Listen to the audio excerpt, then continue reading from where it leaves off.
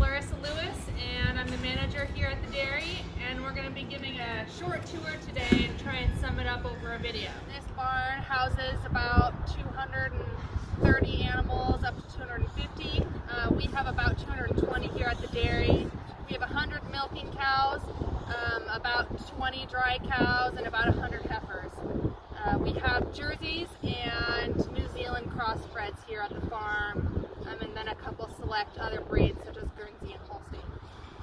So we have about 150 acres, 100 of which is mostly unirrigated and we just use for silage and feed. And then the other 50 is irrigated and we use it for grazing during the summer, which we graze mainly April through October, November, depending on the weather. So primarily here at the farm, we feed silages. So this here is corn silage. So the purpose of silage is to ferment the feed before it goes into the cow. So this feed is basically like a pre-rumen for the cows, is what we like to think of it. So if you think about a rumen in a cow, it is an anaerobic environment and the microbes break down the feed. So by feeding silage in these bags, it's also an anaerobic environment and it allows the microbes to break down the feed a little bit before the cows consume it. They really like it a lot, just like they like chewing their cud, and it's a little bit more moisture content, so it's easier to eat. So we really like silages here, and that's common in a lot of dairies. So we feed corn silage and grass silage. The other feeds we have here at the farm are alfalfa, soybean meal, corn, barley, grain, and then on occasion we'll have some hay. But those are our main feeds here at the dairy. All right, now moving on to the good stuff, what you guys really want to see. So we, since we're a smaller dairy, we don't have a huge calf area here. We're actually usually lighter calvings during the middle of winter, unlike a lot of seasonal dairies and stuff like that. So our bulls are sold pretty much right after birth. We keep them for a couple days just to make sure they're going to adjust well. They get their colostrum and all the necessary things for a newborn, and then they are sold to hobby farmers actually on Facebook.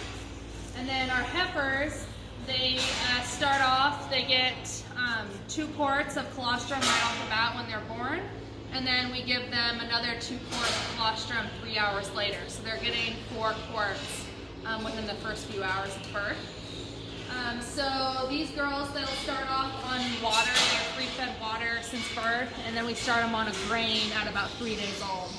So this girl here was born just this morning. So you can see she has her paste on her head, so that's our method of dehorning. And we ear tag them, navel dip them, and give them some vaccines right at birth.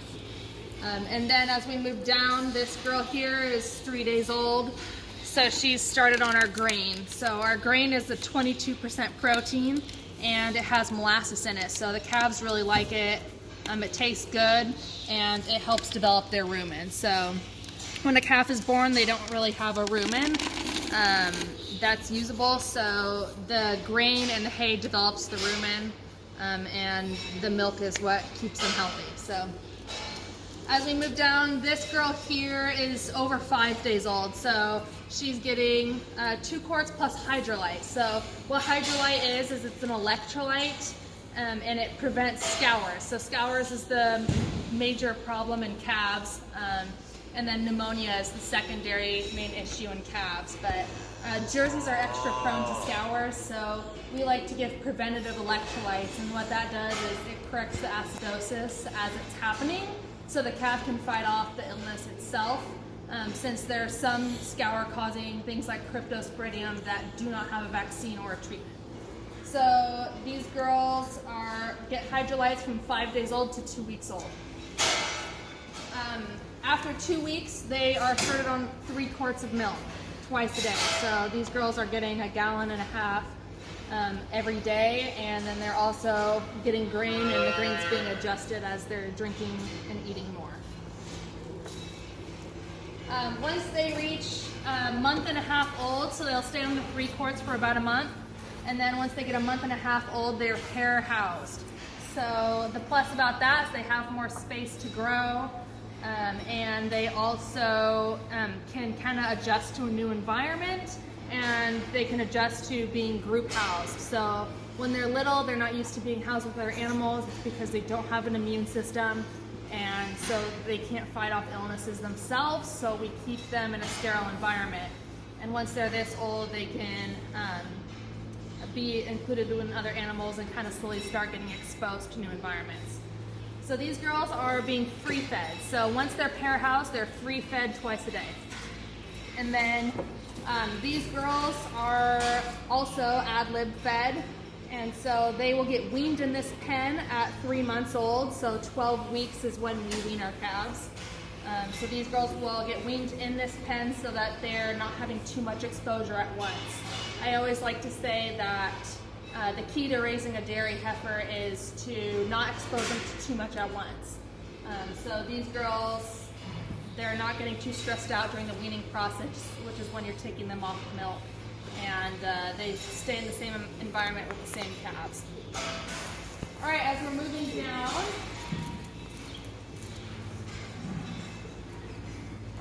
these girls are all weaned, and so they are all eating hay. When we wean our calves, we start them on hay at the same time. When you start them on a new feed, when you're taking them off of milk, it gets them excited for a new feed, so they don't even notice the milk is gone half the time because they're excited to be getting hay. So these girls are just on hay and grain ad lib. We have a couple Holsteins left on the farm. This is one of them here. And then we have Jerseys, which is that one there.